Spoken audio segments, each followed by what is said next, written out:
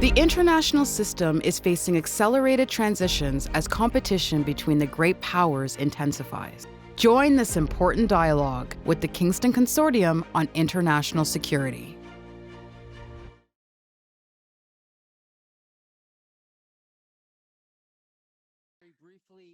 Je vais d'abord vous présenter le Dr. Michael Lynch, qui sera notre modérateur pour cette séance.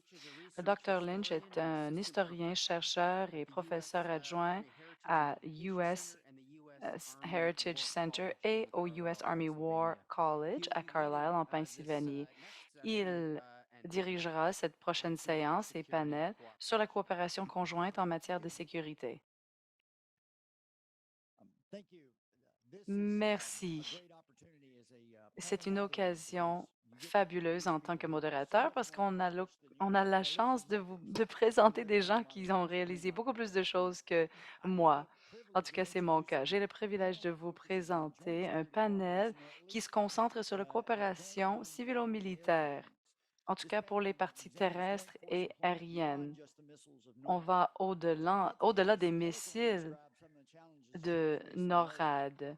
Monsieur Pelletier a parlé de l'Arctique. Il a parlé des forces terrestres et de quelle façon elles seraient déployées pour mieux comprendre l'environnement. On va commencer par une double présentation sur les défis stratégiques de la guerre expéditionnaire et la défense du flanc nord de l'OTAN. D'abord, M. Njor-Wege est actuellement titulaire de la chaire de sécurité arctique et il dirige un projet de recherche axé sur la projection de puissance et les opérations militaires sur le flanc nord de l'OTAN. Il est universitaire de l'Université Berkeley et il est aussi invité chercheur principal à l'Institut plutôt, il était à l'Université de Tromsø et c'est l'Université arctique de Norvège. Dr. Strauss est un professeur adjoint dans les études de guerre. Il était professeur au US War College, était à l'Université de Kansas et il était professeur adjoint à Park University, American University, entre autres. En plus de son travail actuel sur l'Arctique, le Dr. Strauss finit son livre sur la surveillance et les renseignements de la Première Guerre mondiale. Notre deuxième présentation sera aussi double, qui explore les forces spéciales et l'approche autochtone. Major Michael Toro et Major Devin Kirkwood, ce sont des officiers de service actifs. Ils sont basés à Colorado, au Colorado et en Allemagne. Actuellement, ils sont en train de poursuivre leurs études au US Naval Postgraduate School et c'est le commandement des forces spéciales qui les subventionne. Ils vont parler de leur projet principal qui fait partie de la conception appliquée pour la maîtrise qui fait partie du département où ils étudient. Ils ont de l'expérience en Afghanistan, en Europe, en Alaska et dans le Grand Nord de l'Europe. Mais on sait très bien que les choses rien se passe à moins que les choses bougent. Alors, le colonel Cliff Souza est avec le 109e escadre de transport aérien, New York Air National Guard. Il a a piloté plusieurs aéronefs et il réalise les objectifs du département de la Défense des États-Unis. Il a été déployé dans l'Arctique et ailleurs. En fait, il l'est depuis plusieurs années. Il a le plus grand nombre d'années en expérience dans l'Arctique. Il a été aussi déployé en Afghanistan. Il a servi en tant que directeur des forces de mobilité aérienne. Avant de se joindre au New York Air National Guard, il a piloté plusieurs aéronefs pour la marine américaine. Il est instructeur de pilote et il a plus de 8000 d'heures de vol. Alors, nous avons un petit peu d'expérience de la marine sur le panel. Messieurs, à vous. Il me fait plaisir d'être ici. Je m'appelle Nior. En fait, j'appelle Nior Vege et d'habitude, je suis à Oslo.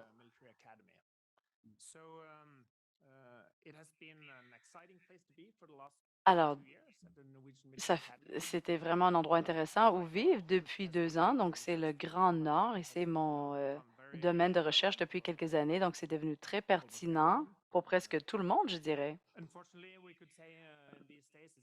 Malheureusement, on peut dire que c'est encore plus le cas aux États-Unis, mais depuis quelques années maintenant, j'ai essayé d'établir un groupe de recherche avec nos partenaires de l'OTAN et les US Marines.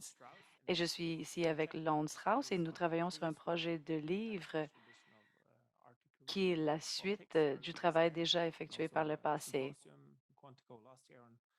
Il y a eu aussi un symposium sur la sécurité arctique l'année dernière. Alors voilà, on va commencer par ça. Si on peut afficher notre PowerPoint, s'il vous plaît. Prochaine page.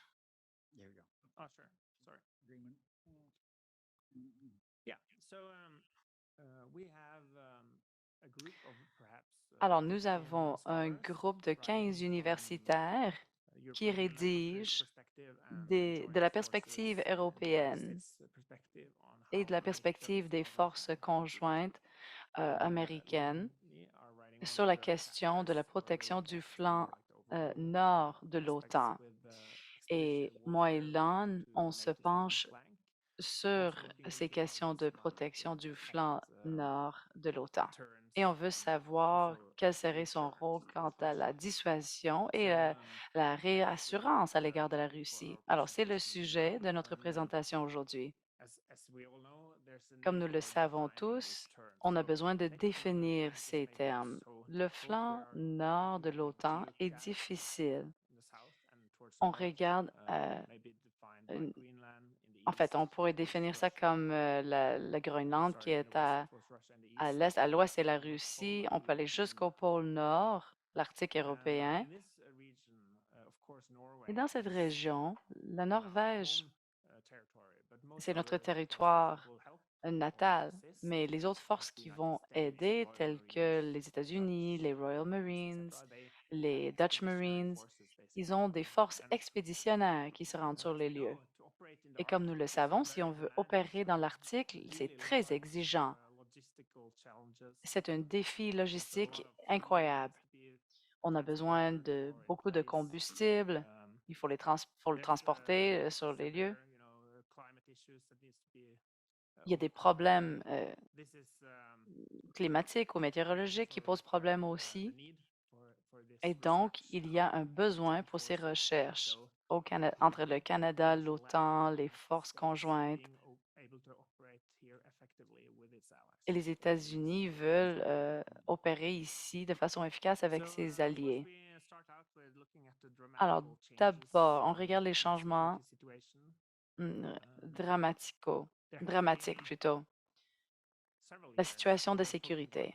Pendant plusieurs années, on a parlé d'un exceptionnalisme arctique et c'était logique à l'époque.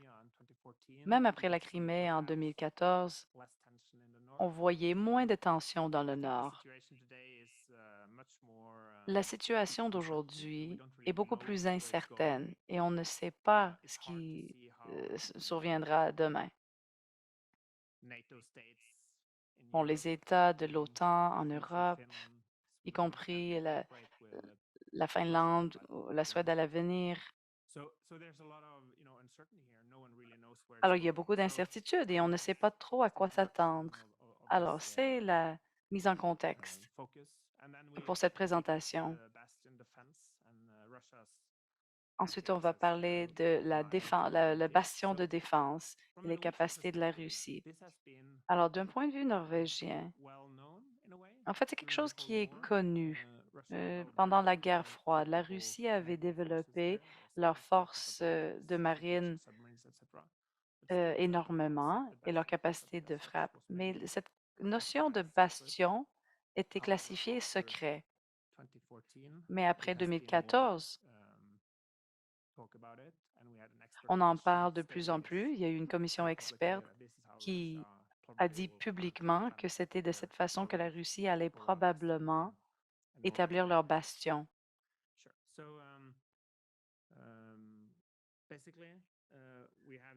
Alors, en gros, c'est notre mise en contexte avant de rentrer dans les détails.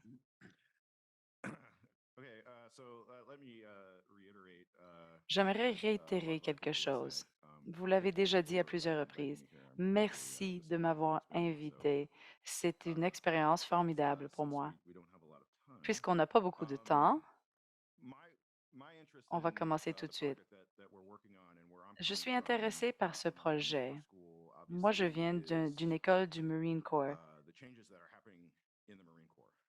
Bon, il y a des changements qui surviennent au sein du Marine Corps. Vous le savez peut-être.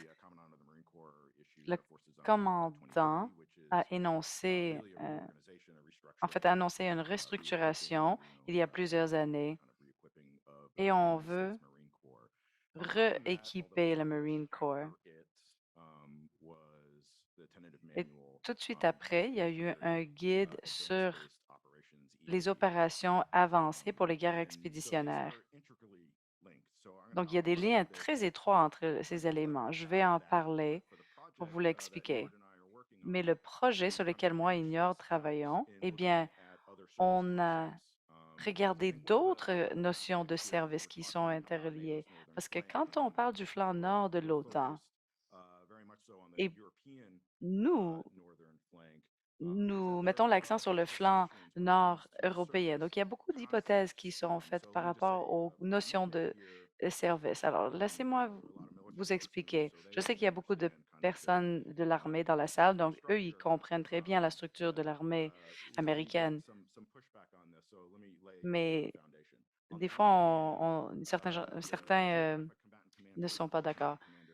Alors, les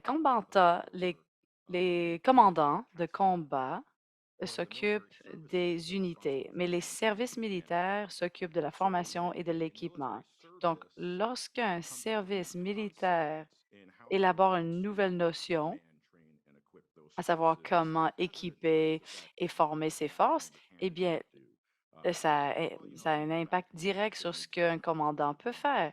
On peut dire aux forces de faire quelque chose, mais d'habitude, il faut travailler avec les services ou en dessous des services, c'est les composés ou les volets, si on veut. Donc, on pourrait en discuter plus tard. Mais ce qui est important à retenir est que lorsque les services élaborent ces concepts, bon, c'est de cette façon, en fait, qu'ils prévoient s'impliquer. Alors, il existe certaines similitudes. Quand on parle du Marine Corps, son EBAO, et les opérations multidomaines de l'armée, par exemple. Donc, on a beaucoup de personnel de service de l'armée américaine. Certains sont juste à côté de moi. Alors, je ne veux pas trop parler d'un sujet qui maîtrise mieux que moi, mais il existe certaines similitudes. Par exemple, d'un côté, EABO parle du Marine Corps comme étant une force autonome, ce qui veut dire, c'est qu'ils sont dirigés vers le Indo-Pacifique.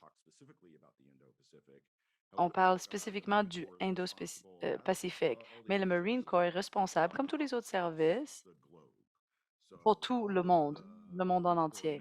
Donc,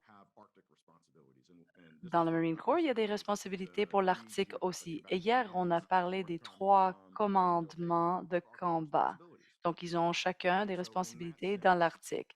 Alors, dans ce sens-là, ils sont responsables de mener des exercices dans l'Arctique. Dans le flanc nord de l'OTAN, la relation est très proche avec la Norvège.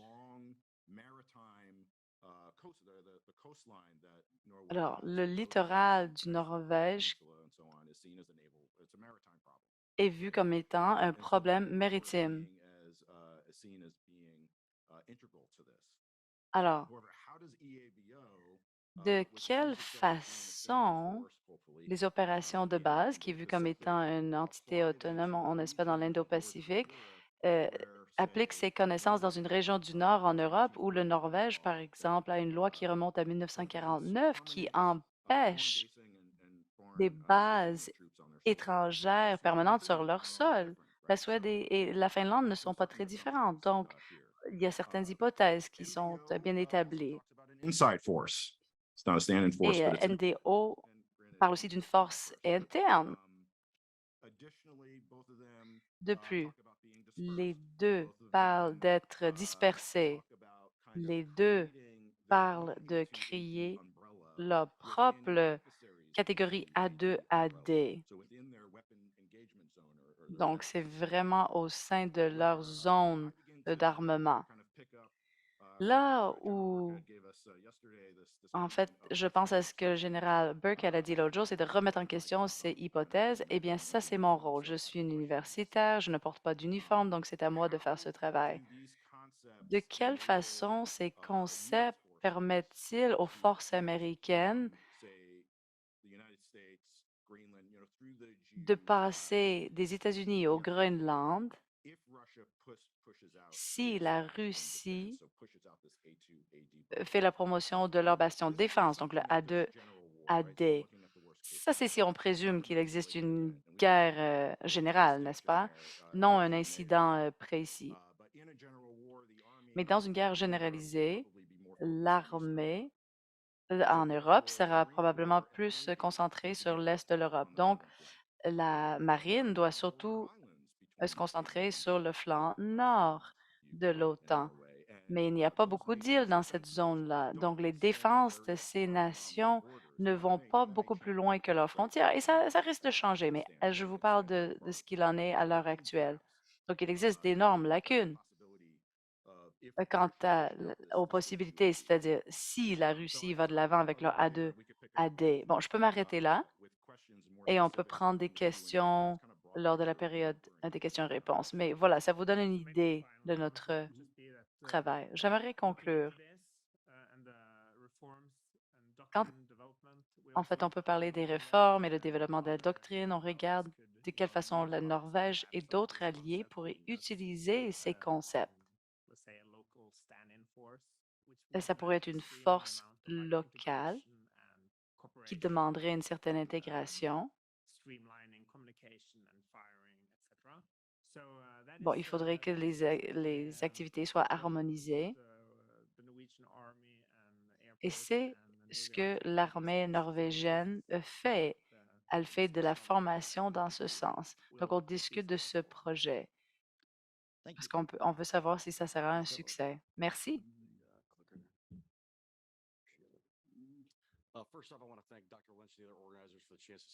J'aimerais remercier les organisateurs pour l'occasion de prendre la parole aujourd'hui et de vous donner la perspective de l'armée américaine sur la question de la sécurité de l'Arctique. Tout comme le docteur Sorensen, j'aimerais aborder les thèmes déjà abordés.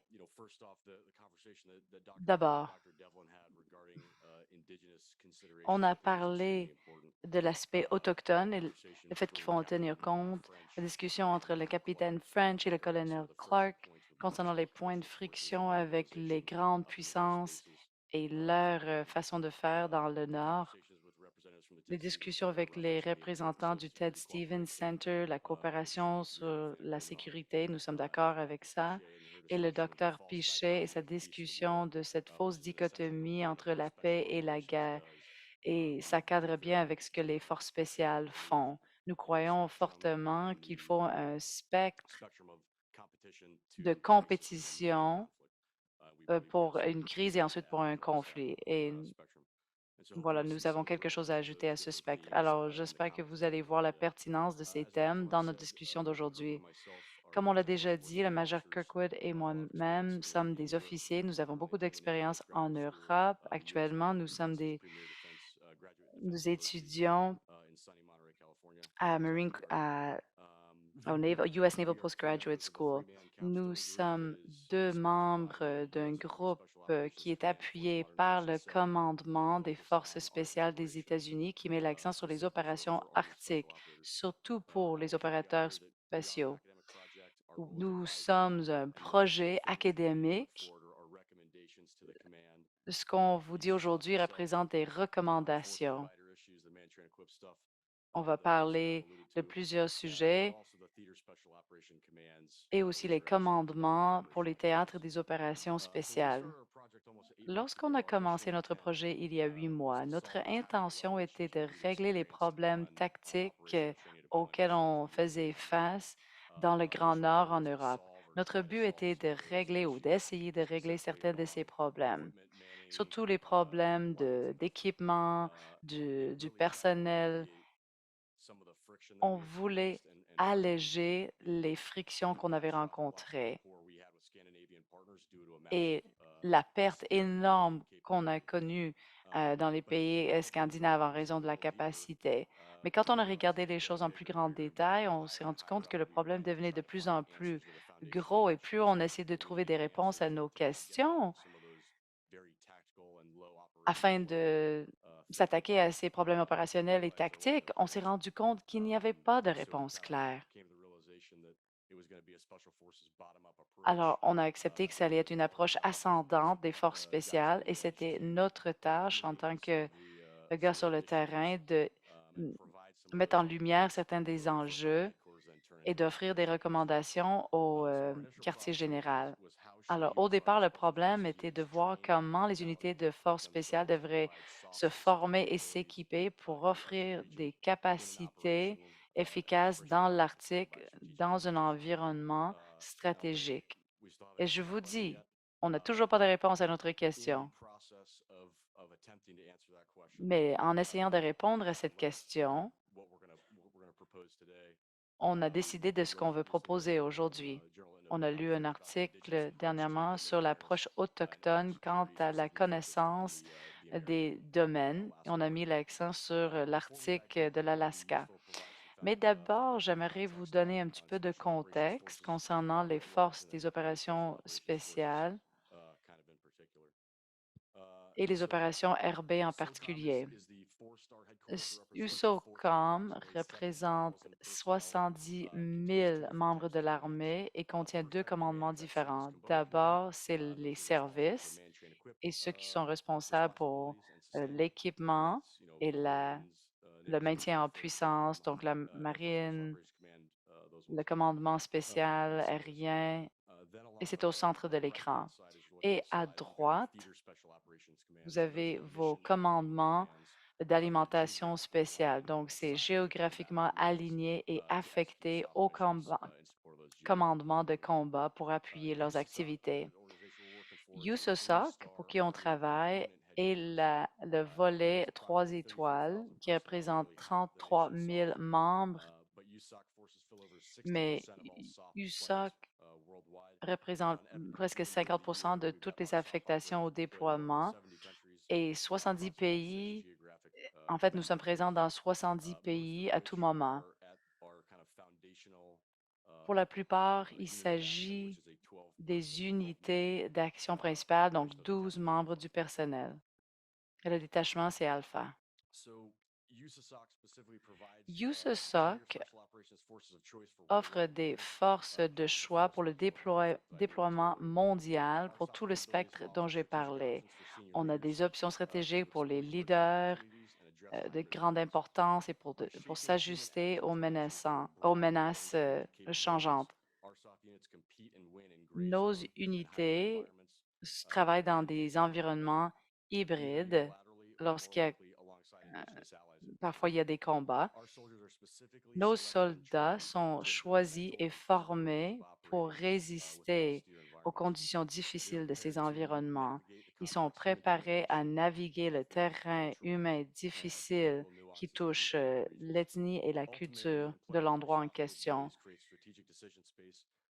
On offre la possibilité de prendre des choix stratégiques qui protègent les intérêts nationaux. Donc, l'USOC a quatre volets. Donc, d'abord, une approche autochtone des opérations, intervention en cas de crise et la compréhension et l'influence. Cette approche comprend plusieurs missions qui habilitent les populations locales pour résoudre les défis quant à la stabilité dans leur propre région. Nous formons les forces locales. Alors, ils sont les maîtres de l'approche autochtone. Ils forment les forces locales, ils aident les partenaires dans leur lutte contre les menaces internes ou ils aident des alliés et des partenaires. Il met l'accent sur la compréhension du domaine humain dans lequel ils se trouvent et à trouver des partenaires pour les aider. C'est une approche qui exige la patience, la persistance et une présence à long terme avec nos partenaires. C'est une stratégie d'investissement qui dépend d'une approche de campagne. Il faut élaborer des partenaires et il faut comprendre l'influence bien à l'avance. On a trouvé des partenaires en Asie, dans l'hémisphère, en fait, de partout au monde lorsqu'on était présent en Irak, en Afghanistan, et 8 ans de travail des forces spéciales américaines en Ukraine ont permis aux deux parties d'établir un partenariat pour se défendre contre les Russes. Et ce ne sont que deux exemples. Il en existe plusieurs. Et le plus important, certaines des contributions les plus importantes sont faites avant le combat. Il y a beaucoup de travail qui se fait en coulisses. Alors, je vais céder la parole au major Kirkwood et il peut vous en donner plus de détails. Je vais vous donner un peu plus de contexte qui explique notre projet. Une anecdote de notre partenaire qui n'est pas ici aujourd'hui, qui vous explique pourquoi on a mené nos recherches. Alors, quelqu'un s'est trouvé, en fait, il s'est trouvé dans le haut nord, dans le Grand Nord, quelques ans après son retour du combat. Il savait que ça allait être difficile, mais il avait accès à une formation avec nos alliés du Grand Nord. Donc, ils ont fait une analyse de la mission, ils ont demandé les ressources nécessaires pour réussir, mais il s'est rendu compte rapidement qu'il n'avait pas le bon équipement et cet équipement n'existait même pas au sein du groupe. Alors, on a fait ce qu'on a pu. On est allé chercher les équipements des vendeurs commerciaux, ce qu'on est forcé à faire souvent si on veut réussir dans nos missions. Alors, le bon équipement est nécessaire. En fait, ça n'existait même pas pour l'Arctique à l'époque. De plus, on travaille sur la question des équipements, mais on a eu beaucoup de défis de la formation. Le Colorado, c'est un endroit merveilleux, mais ça n'a rien à voir avec un environnement arctique.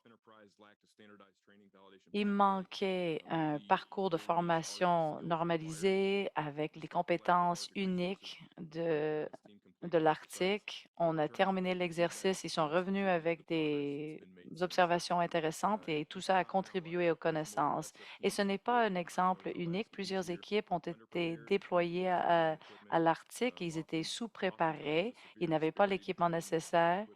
Et il y avait un grand écart entre leur équipement et celui de nos alliés, et donc ils doivent réduire leurs objectifs et parfois ça joue même sur les relations humaines.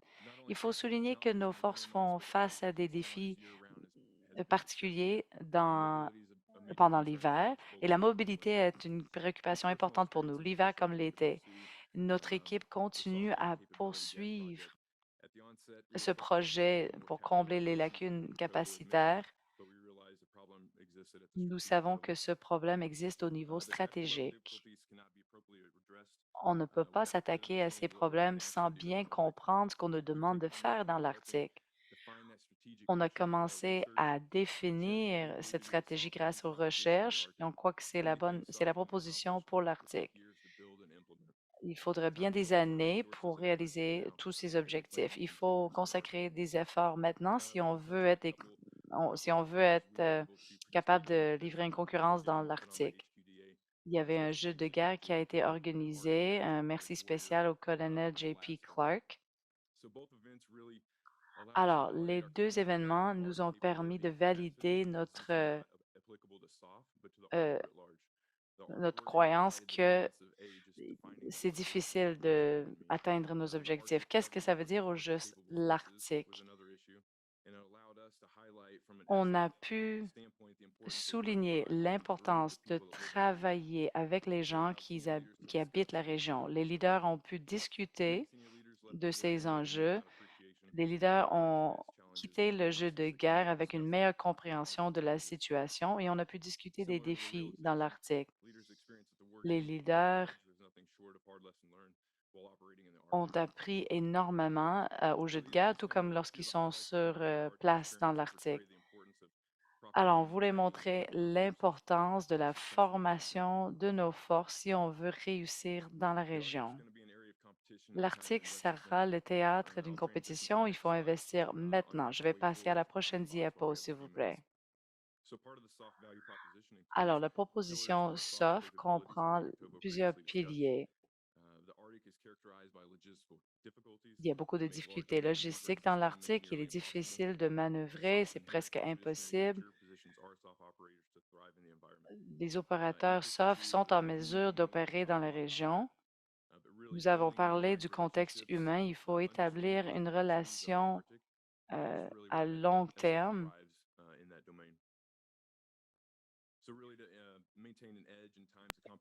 Oui, alors simplement pour que l'on comprenne ce que signifie toute cette compétition, etc., cela implique de prendre des mesures au niveau local. Alors très rapidement, je vais conclure. Nous pensons fermement que les communautés autochtones sont le centre de gravité dans le Grand Nord. La technologie va changer, certes, mais les gens, eux, restent et donc il faut mettre l'accent sur ces populations. Et donc la proposition que nous avons est d'insister sur les communautés avec leur aspect culturel, les connaissances en termes d'expédition et voir comment nous pouvons avancer pas à pas. Je crois qu'il y a des percées qui peuvent être faites en matière de logistique qui sont très importantes, par exemple, pour les grandes opérations. Mais il faut également avoir des petites opérations qui sont plus malléables, moins onéreuses que les grandes opérations. Il faut mettre l'accent sur les infrastructures duales et à long terme. Et il faut optimiser sur la force militaire en temps de crise. En dernière instance, si vous voulez, notre objectif est de construire la résilience, d'insister sur la dissuasion et d'être stratégiquement supérieur à nos concurrents. On peut y arriver en ayant des capacités dans le Grand Nord supérieures à celles de nos concurrents et pour éviter des situations d'escalade militaire comme nous l'avons vu en Ukraine. Merci beaucoup de votre attention. Nous sommes à votre disposition si vous avez des questions.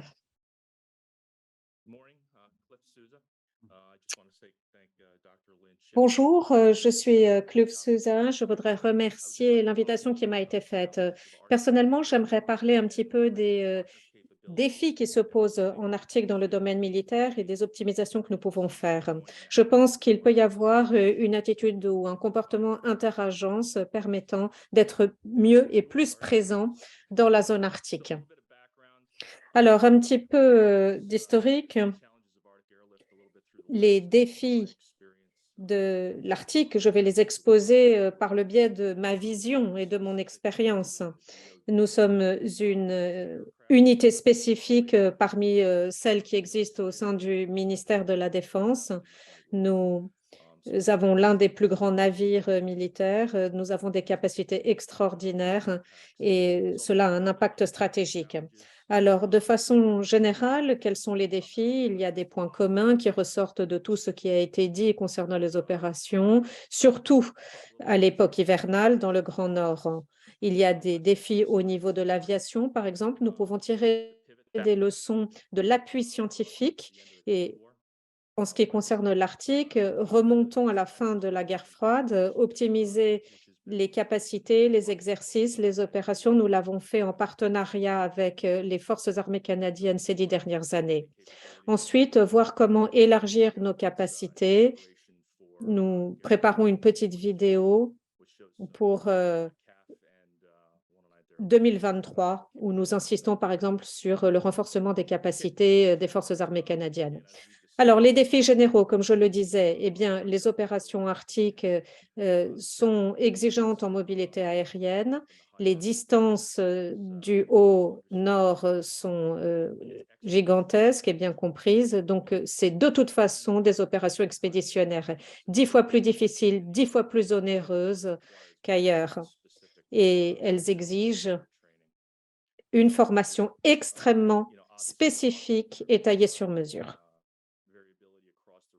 La variabilité environnementale est grande dans la région et je ne parle pas uniquement de l'Arctique canadien, je parle de l'Alaska, je parle des altitudes de l'archipel au large de l'Alaska, je parle également de la zone européenne. Donc, il y a une grande variabilité d'une saison à l'autre et d'une région à l'autre. L'environnement est sans aucun doute la plus grande menace et la plus fatale. Vous êtes réellement seul lorsque vous êtes dans le Nord, avec très peu de soutien. Et il faut absolument tirer notre chapeau aux communautés locales. On ne pourrait absolument pas mener les opérations que nous menons dans le Grand Nord sans étroite collaboration des communautés locales et en particulier des Rangers canadiens. Nous dépendons fortement de ces communautés. Nous dépendons d'eux pour notre empreinte, pour limiter notre empreinte. C'est également eux qui nous protègent de la vie sauvage, des ours polaires. Et c'est eux également qui garantissent que nos aéronefs ne sont pas situés dans des zones dangereuses, par exemple de fissures glaciaires. Je reviendrai sur cette diapositive tout à l'heure.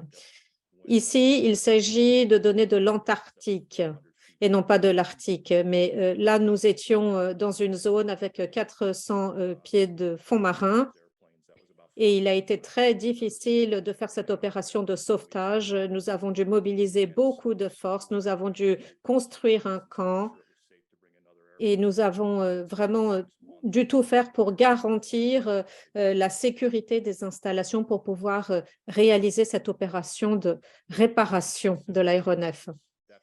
D'autres défis spécifiques pour les forces aériennes.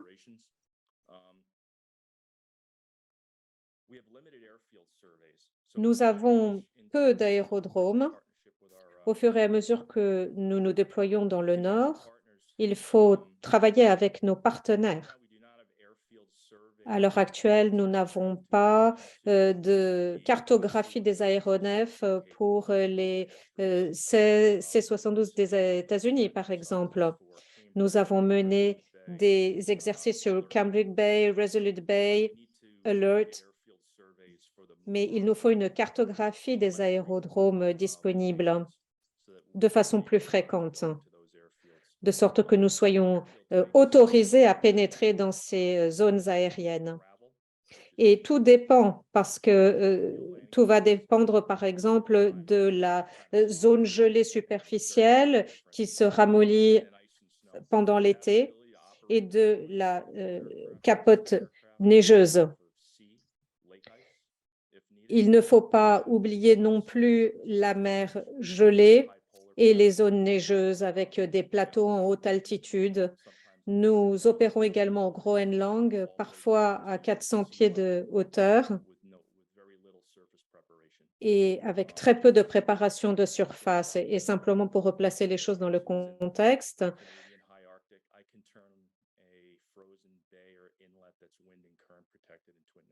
sachez par exemple que l'on peut transformer une zone naturelle en zone de préparation, mais en très peu de temps et avec les risques que cela comporte. À chaque fois, il faut monter des zones de campement qui sont toujours dans des zones reculées. Pensez par exemple à ce que l'on utilise sur les pentes neigeuses. Eh bien, on utilise un matériel adapté, mais inspiré de cela, qui nous permet parfois de survoler certaines zones. Autre défi, les communications. Cela a été dit et répété tout au long de nos conférences. C'est un véritable défi dans le Grand Nord et plus on s'éloigne, plus on va dans le Nord et plus le problème se creuse. La couverture est de plus en plus faible. Alors, nous avons quelques espoirs en matière de communication. Nous espérons que les dernières avancées nous permettront d'assurer notre sécurité. Venons-en maintenant à la navigation des aéronefs en opération. Il y a très peu de soutien à la navigation. Le GPS est le premier, celui dont nous dépendons. Nous avons des systèmes de navigation qui nous sont propres. Nous avons également un navigateur spécifique aux forces militaires.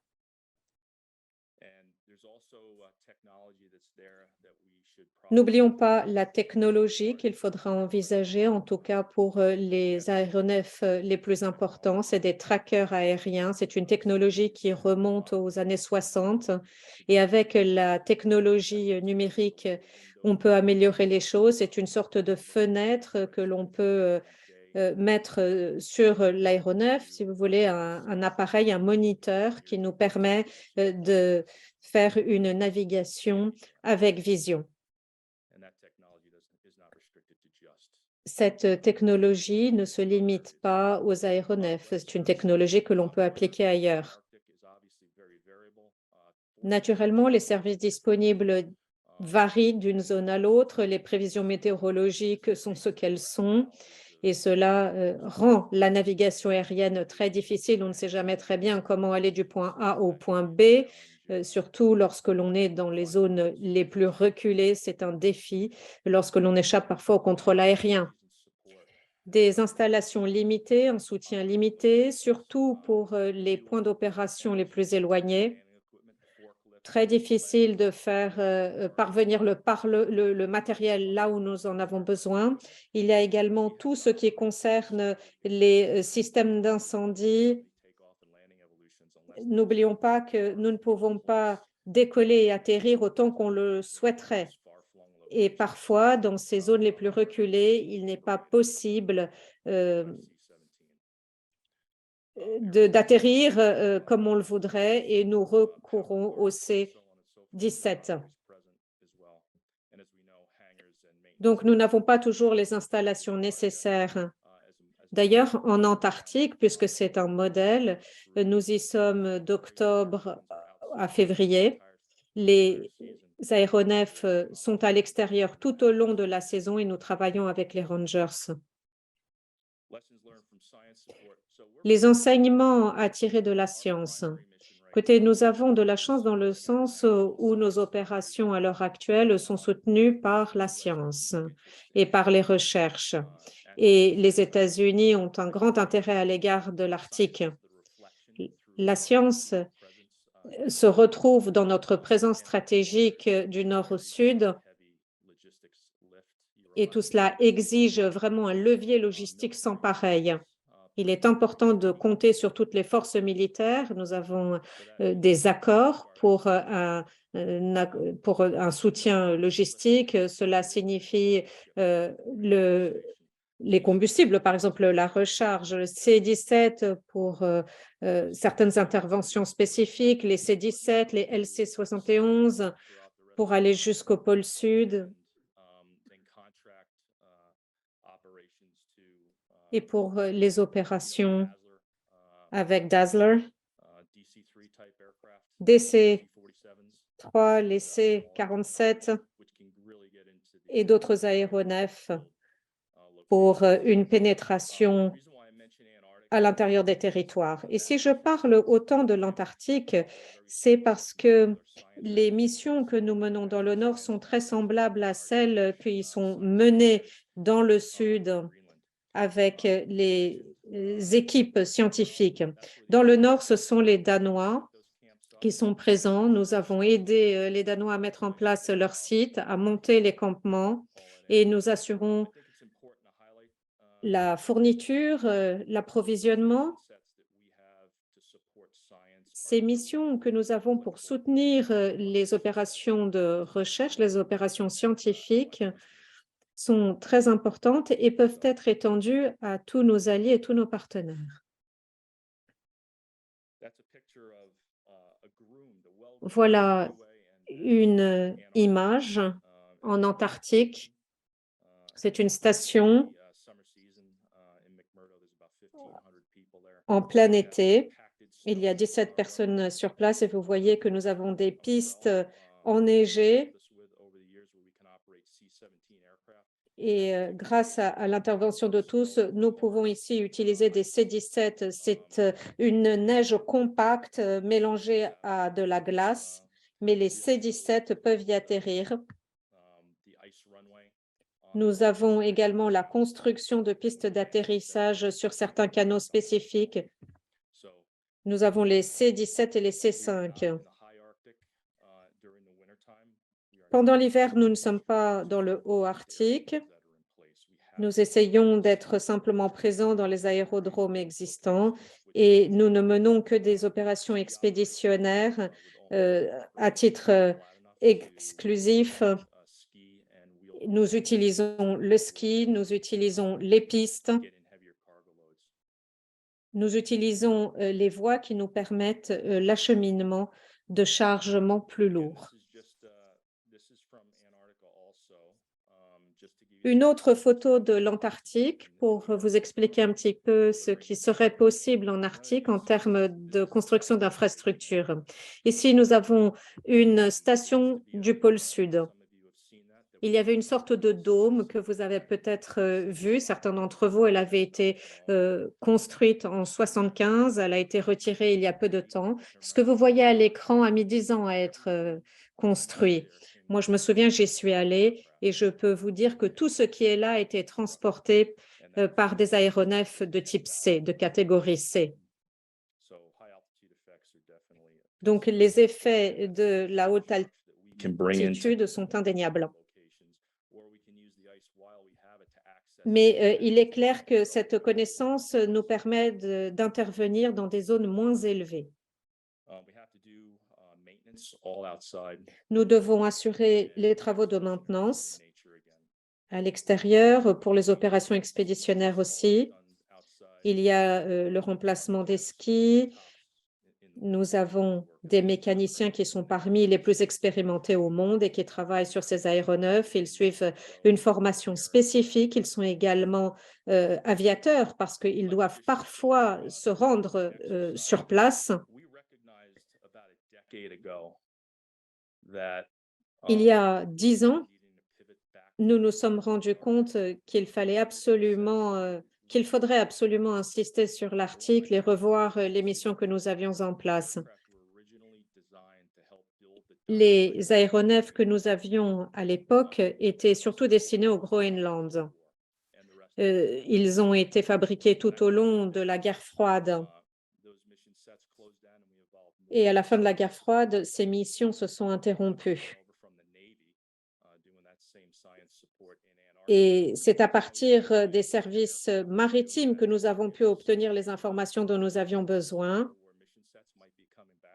Mais il est fort possible que ces missions de type guerre froide reviennent sur le devant de la scène et on verra alors quelles sont les opérations que nous pourrons mener.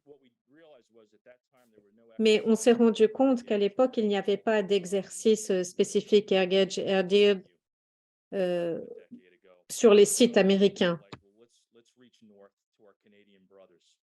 Et c'est là qu'on s'est dit, adressons-nous à nos amis canadiens. Tout ce que nous devons faire en Arctique devra être fait en étroite collaboration avec les forces armées canadiennes et au Groenland avec les forces danoises.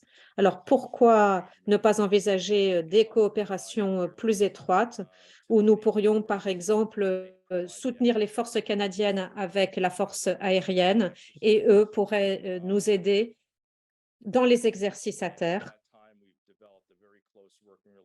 Et c'est pourquoi nous avons mis en place une relation étroite entre différentes unités, les Rangers canadiens, et à partir de février 2023, nous allons approfondir cette coopération. Alors, dans un instant, je vous montrerai une vidéo. Je voudrais simplement vous dire encore quelques mots. Il y a beaucoup de choses à améliorer, mais ce n'est pas nécessairement des choses lourdes à entreprendre. Naturellement, cela exige l'engagement des États-Unis, mais l'engagement également des alliés. Il va falloir réinvestir dans nos aéronefs. Pour les opérations SAR, il faut que nous voyions comment nous pouvons travailler avec les Canadiens pour optimiser ce que nous avons et pour agir plus rapidement.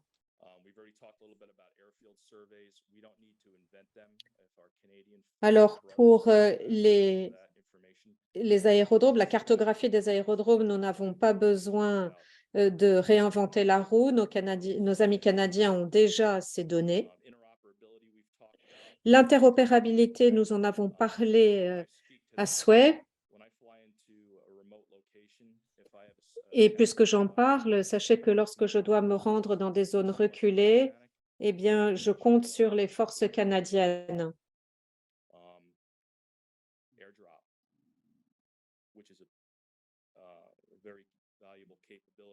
Ensuite, les larguements aériens, ça c'est une capacité très importante. Si nous agissons de la même façon, nous pourrons là encore utiliser la baguette magique canadienne comme nous l'avons fait avec les Danois. Cela nous permettra vraiment d'accéder à des zones reculées de l'Arctique, Arctique canadien et au Groenland. Les capacités aéromédicales seront importantes au fur et à mesure que nous déployons dans la zone arctique et que nous devrons apporter un soutien sanitaire à nos forces. Ici, nous avons des questions. Donc, est-ce que vous souhaitez vous interrompre ici et ensuite passer la vidéo? Donc, qu'est-ce que vous voulez? Qu'on montre la vidéo tout de suite? Oui, allons-y. Cette année, Guerrier Nordique va se dérouler à Resolute Bay, à Cornwallis Island, au Nunavut, que vous pouvez voir ici sur la carte. On va appliquer le concept de guerre en Arctique. Quand on parle de guerre en Arctique, on ne parle pas de guerre hivernale. Puis que les gens ils pensent souvent à de la neige quand ils pensent à l'Arctique, mais dans les faits, il y en a très peu. L'Arctique, c'est vraiment une région et un climat qui sont uniques au monde. Sur Guerrier Nordique, cette année, il y a plusieurs changements. D'abord, vous pouvez vous attendre à un exercice 100% réserviste qui va se dérouler sur 2 semaines avec un peloton déployé du 3 mars au 10 mars 2023, suivi ensuite du corps principal de la compagnie qui lui va se déployer du 11 mars au 18 mars. Chaque peloton va recevoir un BV-206 en appui direct, non plus juste comme un aide à la logistique. Les Américains ne sont plus des simples observateurs dans des sections. Ils vont former un peloton avec qui on va pouvoir entraîner notre interopérabilité. Les Américains vont aussi augmenter leur participation avec la 109e aile des Air National Guard, qui vont fournir 2 Hercule avec ski, les seuls qui existent dans le monde, qui vont opérer à partir d'une skiway, qui va être dans les mêmes secteurs que vous allez opérer et vous allez utiliser aussi cette skiway-là. Et enfin, on va amener toutes les armes de compagnie sur Guerrier Nordique. Donc, en région spécifique, des besoins qui sont aussi. Il y a énormément d'efforts qui ont été déployés pour obtenir des positions sur des courses spécialisées, soit à l'international ou national, et énormément d'efforts en général pour vous permettre de bien performer et réussir l'atteinte de vos objectifs sur le terrain. Enfin, on a monté un programme de moniteurs. C'est donc des personnes qui suivent un entraînement supplémentaire et qui vont être prêts à vous appuyer une fois sur le terrain. Guerrier Nordique 2023, c'est l'opportunité de mener un entraînement dans un environnement unique, extrême, avec des conditions aussi uniques. Et maintenant, c'est un effort collectif. Pour le succès, ça va dépendre de votre niveau de préparation, de votre discipline individuelle, de votre niveau de participation aux entraînements préparatoires. On espère que vous allez être nombreux à répondre présent, participer au Toundra ainsi qu'à Guerrier Nordique. Si vous êtes intéressé et disponible, je vous invite de ne pas manquer cette chance unique d'aller dans des conditions extrêmes, accomplir notre métier à tous de soldats. Contactez votre chaîne de commandement, il reste encore plusieurs positions à combler. Au plaisir de se rencontrer pendant la période d'entraînement, puis sur l'exercice à Resolute. Merci beaucoup. J'aimerais vraiment remercier les États-Unis qui sont les seuls à être arrivés avec une vidéo entièrement en français.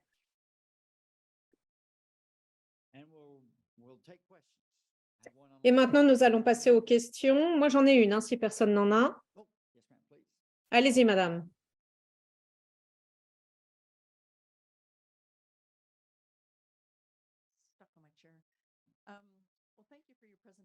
Merci de toutes ces présentations.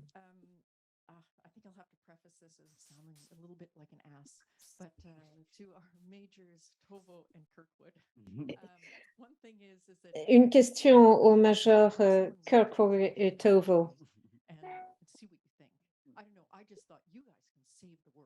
J'aimerais vraiment vous faire la présentation que vous avez faite pour que vous compreniez que vous pouvez sauver le monde.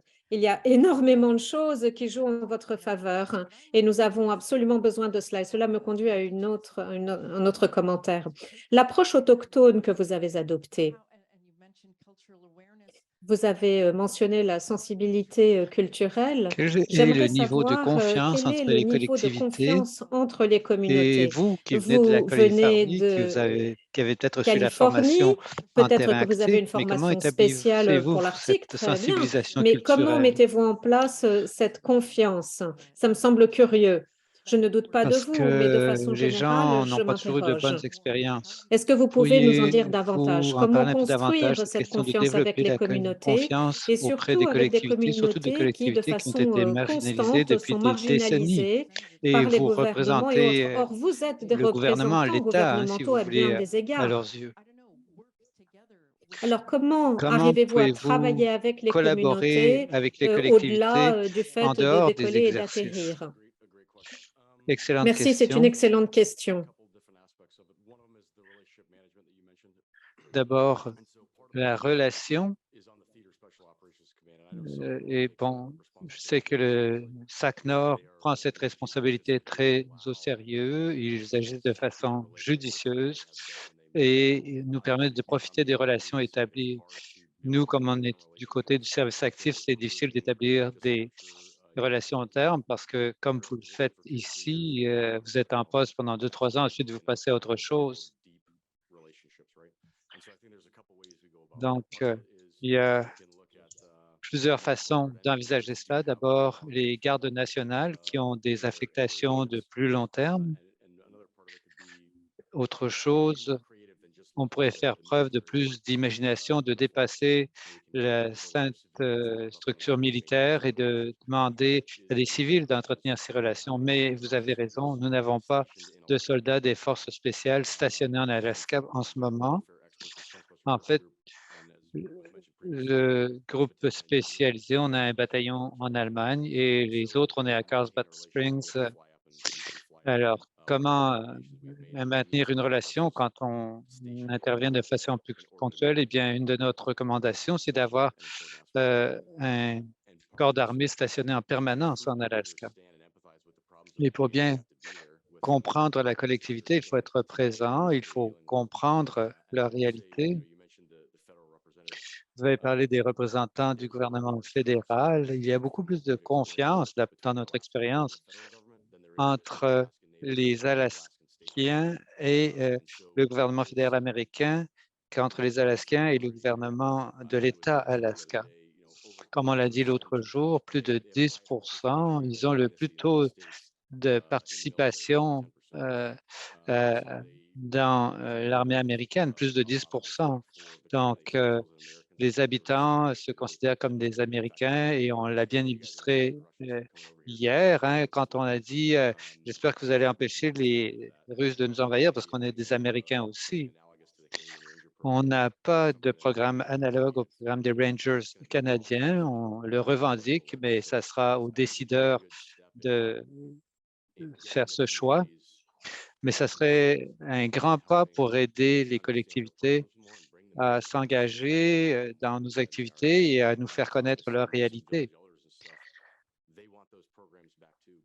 Parce que les gens sur place veulent quelque chose de semblable parce que ça a déjà existé dans le passé et les jeunes locaux avaient le sentiment d'être utiles. Est-ce que vous pourriez prolonger votre réponse et parler.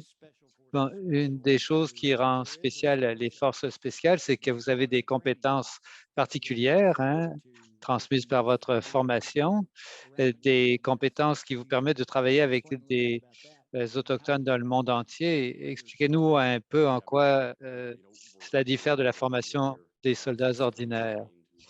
Eh bien, nous sommes choisis, en fait, dans le processus de sélection pour avoir des capacités interpersonnelles, être sensible aux réalités culturelles et toute notre formation.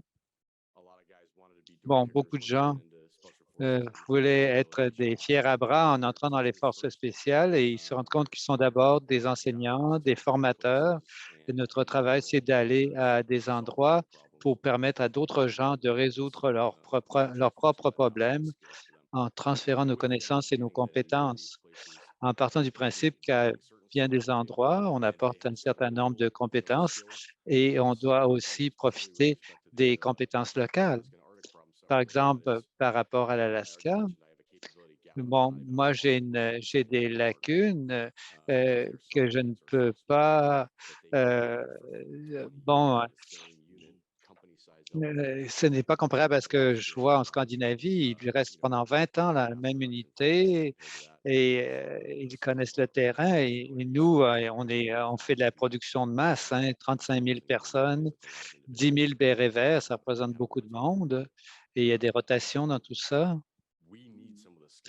On a besoin des compétences des habitants de l'Alaska, les compétences de survie, de mobilité, on en a parlé, mais ce serait difficile de trouver, bon, comme l'a dit Madame, ce serait difficile d'avoir une équipe qui voudrait traverser le plateau rocheux que vous avez décrit tout à l'heure, parce que c'est pas comme ça qu'on est formé, on fait tout avec des partenaires.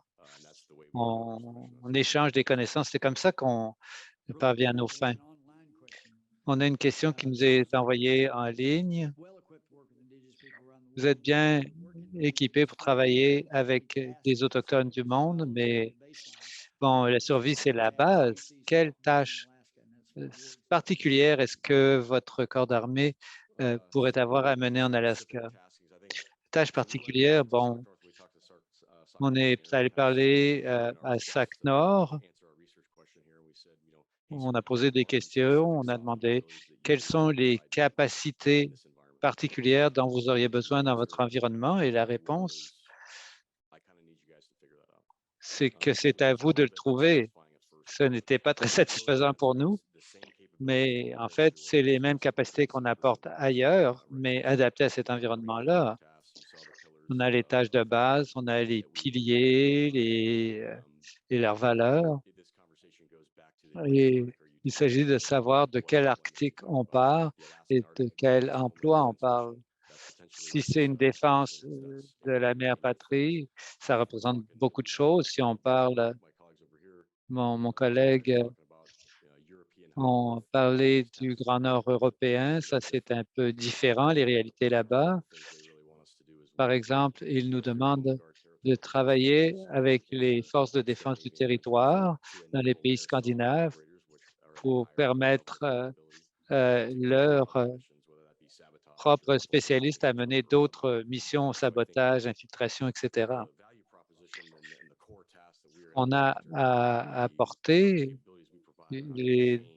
nos capacités particulières ne vont pas changer en fonction de l'environnement, elles s'adaptent simplement pour répondre aux besoins du commandant du théâtre des opérations. Bon, c'est une réponse qui est peut-être un peu frustrante, mais depuis quelques années, on est allé expérimenter sur le terrain, on a travaillé sur nos compétences de base, sur nos spécialités.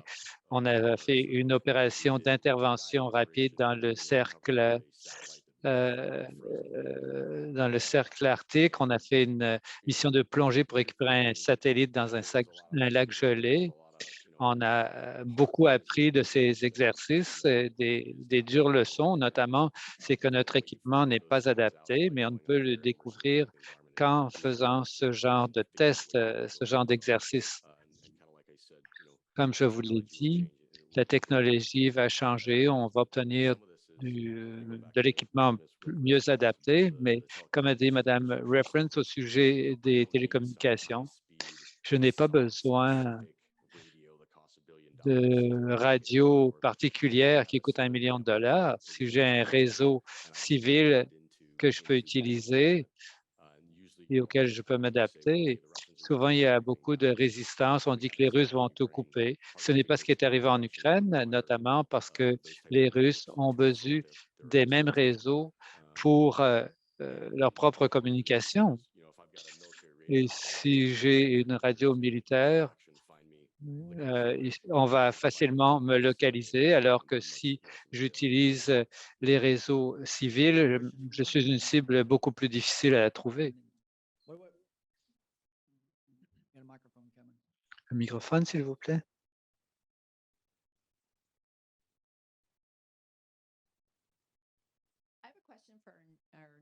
Une question qui s'adresse à mes collègues norvégiens. Quand l'OTAN s'est transformé, le poste de commandant suprême de l'Atlantique a disparu. Maintenant qu'on a un commandement conjoint Norfolk et la deuxième flotte du point de vue norvégien. Est-ce que cela est un obstacle, un atout? Est-ce que ça a remplacé les systèmes de surveillance qui existaient auparavant? Est-ce qu'il nous manque encore quelque chose? Question intéressante. Les Norvégiens accueillent favorablement l'établissement du deuxième commandement conjoint à Norfolk. En même temps, il est clair qu'on aurait besoin d'une nouvelle approche en matière d'opération. On en a discuté hier d'ailleurs. Pendant Trident Juncture, c'était en mer norvégienne avec un amiral américain qui exerçait le commandement des opérations. Ça, c'est une solution. Mais il y a un nouveau débat maintenant avec l'arrivée de la Suède et de la Finlande, leur arrivée prochaine. Est-ce qu'on a besoin d'établir une nouvelle structure de commandement pour le nord de l'Europe? Mais la deuxième flotte et le commandement conjoint sont bienvenus. Ils ont probablement des lacunes et il y a des doubles emplois, ce qui arrive toujours quand on établit une nouvelle infrastructure. Vous avez souligné que les forces spéciales norvégiennes ont établi une collaboration avec les services de défense territoriale. La Norvège est un petit pays, on a aux forces armées professionnelles sont limitées, mais par contre, les forces de défense du territoire sont présentes dans tout le pays. Leur collaboration avec les forces spéciales ont été un grand succès. Il y a même aussi une unité composée de Sami, les gens qui s'occupent des rennes.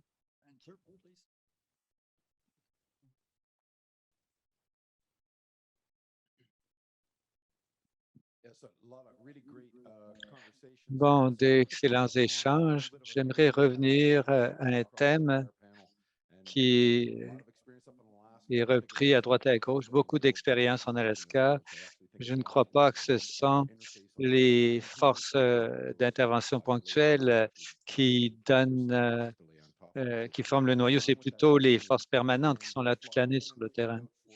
Maintenant, les forces d'intervention ponctuelles, que ce soit sur le flanc nord, qu'il s'agisse des Marines ou d'autres corps de l'OTAN, mais le fait que les seuls appareils ASCII sont à New York et dans l'Alaska du Nord, est-ce que la présence est la seule façon de résoudre l'interface avec la population autochtone pour maximiser leurs compétences pour établir des objectifs de défense à long terme pour que les habilitants tactiques soient en place, que les relations soient établies. On a dit, le général a dit, non, il nous suffit d'aller là-bas. Moi, ça fait 37 ans que je suis dans l'armée canadienne. Et moi, j'ai beaucoup plus d'expérience dans le Nord parce que j'ai été pilote d'hélicoptère et les gens pensent qu'il suffit de connaître Winnipeg pour connaître le froid. Non, s'il vous plaît. Est-ce que la seule façon de résoudre ces problèmes de relations de défense, c'est que l'armée doit se déployer et avoir des affectations permanentes dans l'Arctique pour trouver des solutions?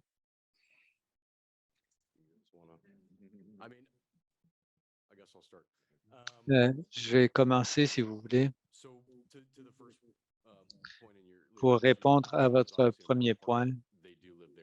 Oui, c'est sûr que il y a des gens qui sont sur le terrain, on n'est pas les seuls, mais nous sommes le premier groupe d'intervention. Le Northcom n'est pas très apprécié depuis longtemps, en fait, parce qu'on ne considère pas qu'il y avait une menace sérieuse dans le Nord. Même dans les jeux de guerre, les autres commandement, bon, on dit on défend, bon, évidemment, le terrain et ensuite on fait les combats avancés. Donc, il faut accorder beaucoup plus de considération à la défense territoriale, qu'il s'agisse de forces de réserve, de forces actives, ça reste à voir. Mais l'une des raisons pour lesquelles les Scandinaves ont une capacité tellement développée, c'est qu'ils vivent dans l'environnement nordique toute l'année. Leurs enfants utilisent des motoneiges pour aller à l'école. Ils savent comment sauver quelqu'un qui est tombé, qui a traversé la glace. Donc, et ça, quand on fait du du tourisme, bon, on apprend un peu là, comme nous l'avons fait, mais comme l'a dit Devin, Buddy Bear était là-bas. Ils ont fait 4 mois de formation, en Norvège. Ensuite, ils sont allés en Alaska, ce qui est beaucoup plus dur, du point de vue environnemental. Ils ont acquis, beaucoup d'expérience 6 mois plus tard. Des 12 personnes, des 12 membres de l'équipe, il n'en restait que 4. Donc, au niveau de l'unité, c'est comme ça qu'on gère l'armée américaine, hein, au niveau de l'unité. Et pour ça, il faut qu'il y ait des gens qui soient affectés en permanence dans le Grand Nord. Et pour ça, il faudra peut-être changer le système de gestion du personnel. À l'Alaska, on y est posté pendant 3 ans. Au moment où ils finissent par comprendre les réalités, on les renvoie ailleurs. L'armée classique a apporté des changements dans la gestion du personnel. On a dit, si vous voulez aller là-bas, on peut rester plus longtemps. Et si on vient d'Alaska, on peut être posté en Alaska, ce qui n'existait pas auparavant. Pour moi, il n'est pas faisable qu'un régiment des forces spéciales puisse entretenir ce genre de relation si on nous déplace constamment. Si vous me permettez d'intervenir et apporter un autre point de vue au niveau des concepts. Moi, j'ai parlé de OBO et MBO, donc qui peuvent se maintenir dans un environnement difficile au niveau conceptuel. Vous avez raison, on a besoin de bases permanentes en Alaska. L'Alaska est un État et aussi il y a l'idée d'être dispersé dans différents théâtres où on doit se fier à nos liés et partenaires et les pays qui nous accueillent. Alors, qu'est-ce que ça signifie? À la lumière des échanges que j'ai eus, du côté des Marines, s'ils sont dans la première chaîne, comment fournir les approvisionnements? Si c'est les munitions, bon, il faudra les fournir, mais ils ont besoin de carburant, de toutes sortes d'autres choses. On dit adressez-vous à la communauté locale, mais on a parlé du fait que les populations autochtones, et je crois que c'est vrai dans le monde entier, et ils sont déjà défavorisés, dépourvus de ressources. Alors, si on veut payer avec une carte de crédit, à qui est-ce qu'on va s'adresser? Si on fonctionne dans un environnement difficile, qu'est-ce qu'on veut dire par là? Je n'ai pas de réponse, mais je tiens à poser ce genre de questions parce que c'est important de savoir ce qu'on veut dire quand on dit quelque chose. Est-ce que les partenariats sont réels? Est-ce que les relations sont réelles? Est-ce qu'on peut les entretenir sans être présent sur place? Et quand on est dispersé sur le terrain de bataille, si on est là pendant 48 heures et on vous demande de vous déplacer pour ne pas être une cible, à ce moment-là, vous rentrez, vous sortez des collectivités. Alors, comment établir ce genre de relation? C'est une question très importante. Et il s'agit de voir comment on l'approche sur le plan conceptuel. Si vous permettez, c'est qu'on doit être déployé pour avoir l'accès dont on a besoin. Par exemple, dans les États baltiques, dans les autres pays de l'OTAN, à la frontière russe, on a des opérateurs là-bas 365 jours par année parce que c'est beaucoup plus facile d'être là quand le combat commence et qu'on est derrière les lignes que de pénétrer derrière les lignes après que la ligne se soit déplacée. Et ça, c'est revenu dans nos discussions. Qu'est-ce qui arrive en Alaska? Les distances sont si immenses, ça sera très difficile de convaincre quelqu'un d'aller aider, même s'il y avait un simple désastre naturel, un tremblement de terre, par exemple. Il faut une présence sur le terrain pour pouvoir réagir rapidement. On a le temps. On a une autre question sur l'Internet. Dans le cadre de l'approche autochtone, comment cela se traduit dans le territoire intérieur? Dans la plupart du cas, il y a des organismes et des ministères fédéraux qui ont des programmes qui permettent d'employer des gens dans le domaine de la défense. Dans quel pays avez-vous identifié des lacunes que les GAF ne peuvent pas combler? Enfin, ce qu'on veut dire ici, c'est est-ce qu'il y a moyen d'établir d'engager des gens pour des bases à l'endroit? Est-ce que ça sera au niveau du ministère de la Défense, au niveau du CAF, des Forces canadiennes? Je crois qu'on en a parlé un peu depuis quelques jours, mais oui, il faut faire des choses, il faut engager des organismes autochtones, leur confier des mandats. Quelle est la bonne façon de le faire? Est-ce qu'il y a des cadres juridiques qui existent déjà, en tout cas aux États-Unis? Parfois, il y a des changements politiques à faire. On en a parlé au comité du Sénat. Il y a 2 régions aux États-Unis, la capitale nationale et Alcom. Peut-être qu'il faudrait des pouvoirs différents dans les États éloignés. On ne parle pas de militariser nécessairement la population, mais il y a des fonctions de logistique et de soutien. Il y a des choses qu'on peut faire d'ores et déjà. On fait déjà des exercices. Il faut en augmenter le nombre. Il faut augmenter leur envergure et l'intégration des populations autochtones à ces exercices. Il y a des choses qu'on peut faire, des mécanismes de financement pour développer des infrastructures à petite échelle dans les collectivités locales, par exemple, doubler la capacité de stockage du carburant. Ça a un effet durable qui profite à la collectivité même après notre départ. Pour ce qui est de la présence sur le terrain, en Norvège, on n'a pas de base étrangère en temps de paix. Ce n'est pas une option pour nos partenaires, mais pour être présent chaque hiver pendant plusieurs années de suite. La Marine royale britannique l'a fait et les Marines américains aussi. Et s'y entraînent depuis des années. On voit que les Royal Marines, qui sont plus ou moins présents depuis la fin de la Deuxième Guerre mondiale, ont des avantages pour avoir institutionnalisé cette présence dans leur pratique expéditionnaire. Alors, du côté des Marines américains, c'est toujours la première fois, très peu sont déployés dans le Grand Nord pour la 3e fois, alors que les Britanniques, ça fait peut-être déjà 7 fois qu'ils ont fait un stage en Norvège au cours de leur carrière. Ça aide beaucoup.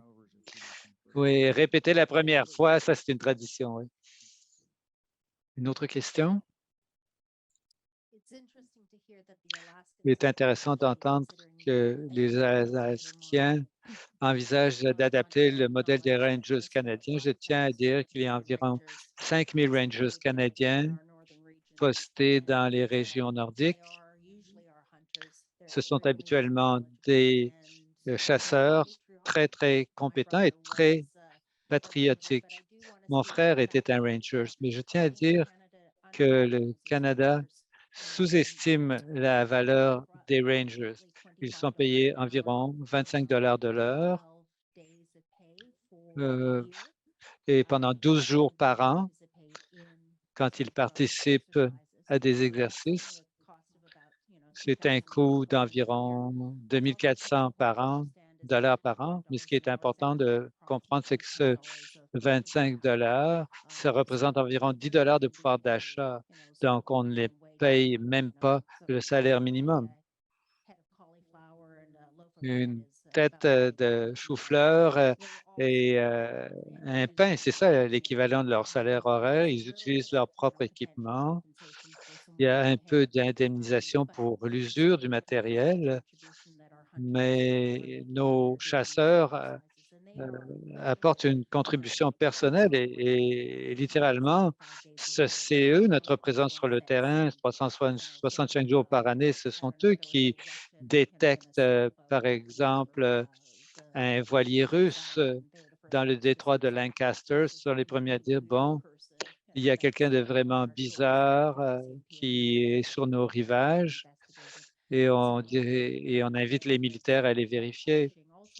Il y a aussi bon, des bruits bizarres qu'ont entendu les chasseurs et c'était probablement des sous-marins étrangers. Quand on pense à mettre sur pied un programme, espérons que vous allez le faire mieux que le Canada.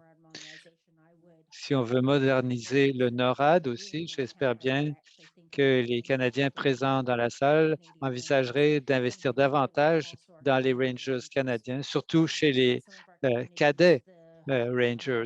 Dans certaines collectivités, les Rangers ont tous 55 ans et plus. Il a fallu beaucoup de lobbying pour mettre sur pied un cadet de Rangers dans les collectivités et on ne les trouve pas partout, alors que ça devrait être le cas. C'est une solution pour convaincre les jeunes qui veulent acquérir des compétences de chasse, mais qui n'ont pas nécessairement l'équipement voulu et aussi qui sont souvent désespérés. Quand on pense à la modernisation du NORAD, la façon la plus rapide et la moins coûteuse pour avoir un programme de Rangers, c'est se rappeler que les investissements ne peuvent pas se limiter aux infrastructures matérielles ou par l'entremise de grandes compagnies comme Telesat et Nassetto Corp. Il faut investir dans la population. Merci. Le colonel Souze s'en tire à bon compte et j'avais en profité pour vous poser une question. Avec seulement 10 avions équipés de ski, comment déployer une opération de grande envergure et pas nécessairement au niveau de la brigade ou de la division, mais un déploiement à plusieurs endroits en même temps? Question pertinente, oui. Nous reconnaissons nos lacunes en matière de capacité. On fait surtout du soutien scientifique parce que c'est surtout ce qu'on a fait, mais on a envisagé de créer une deuxième unité. Il faudrait savoir où la baser. Ça reste à décider. Mais il faut justifier toujours les dépenses, évidemment. C'est environ 100 millions par avion, là. Alors, ce sont les exigences inter-agences qui détermineront la détermination des besoins et l'investissement dans l'équipement. Et voilà pourquoi il est si important d'exercer et de démontrer la capacité du côté du ministère de la Défense. Est-ce que le Canada a des avions équipés de ski? Je crois qu'en ce moment, le capitaine French pourra répondre. Il y a l'escadron 440 seulement. Pas de C-130. On est les seuls à avoir un gros transporteur, un gros porteur à ski. Et les forces canadiennes font de la sous-traitance auprès de Canberra Air qui offre des Twin Otter et des DC-3 à ski.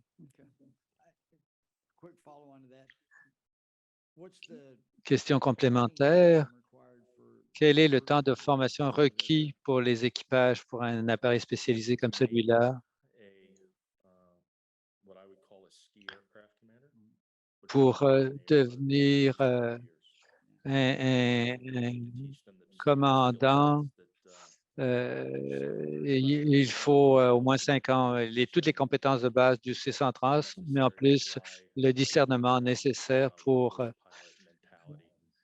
utiliser un tel avion avec la mentalité d'un pilote de brousse et la capacité de prendre les décisions voulues pour préserver l'équipage et l'équipement. Une autre question en ligne qui s'adresse aux 3 personnes en uniforme. Comment les tests de température, les critères scientifiques, les connaissances scientifiques sur le froid servent à déterminer les exigences pour les détachements nordiques et comment est-ce que ces connaissances pourraient être utilisées pour améliorer vos capacités de déploiement? On a 2 types d'équipements, le P2 qui est standard et les P11 et ça, c'est de l'équipement spécialisé. En gros, on suit ce que fait l'armée. Ce mois-ci, on va se pencher sur l'équipement arctique. C'est le USAC qui essaye d'adapter les exigences à nos besoins.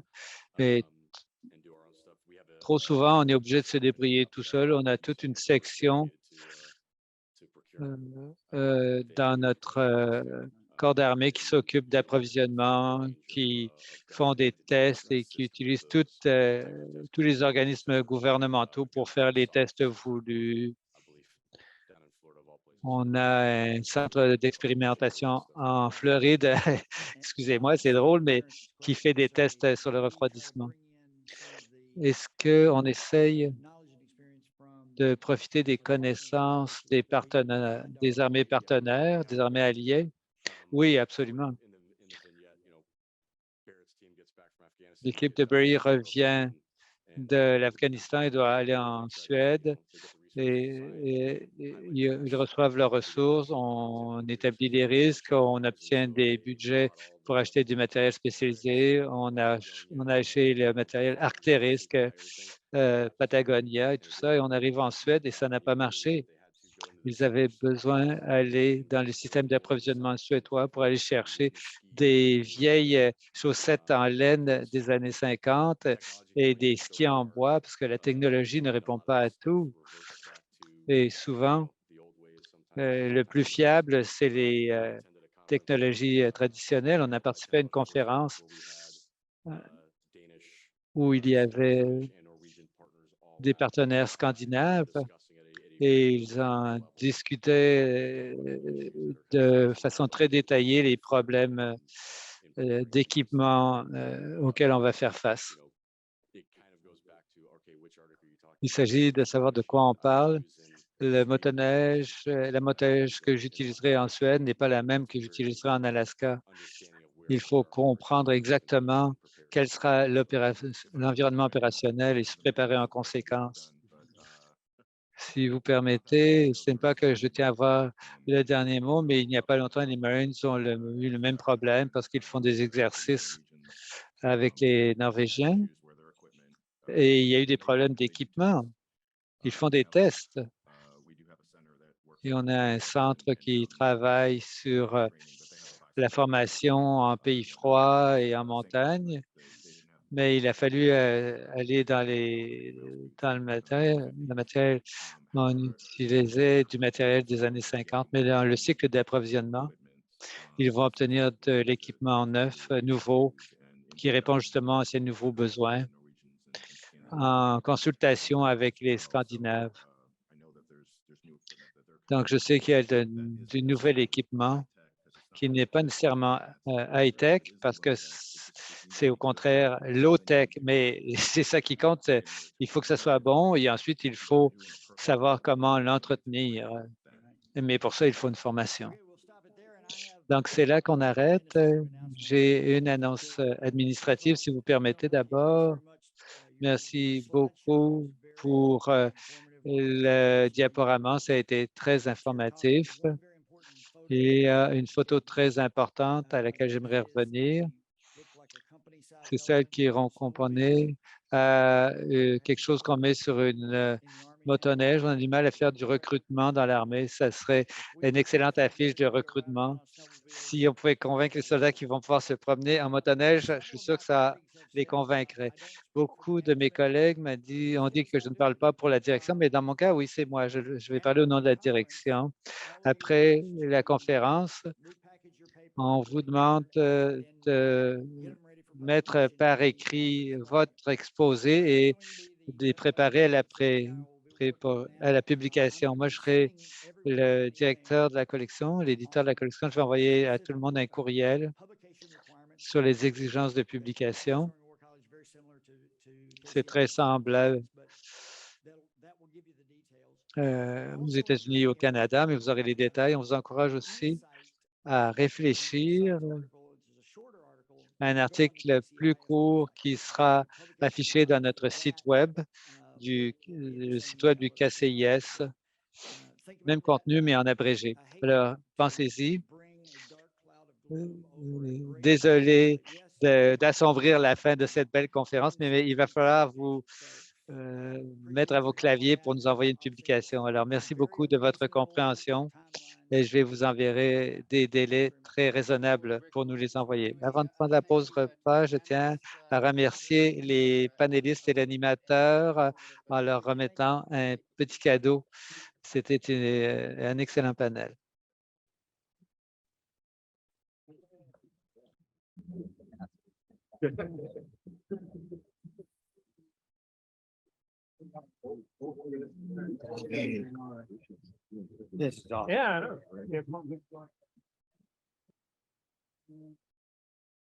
So we will now break for lunch. Lunch is in the On room. prend la pause pour le repas. Il est servi au même endroit dans la salle voisine. On reprend à 14 heures pile.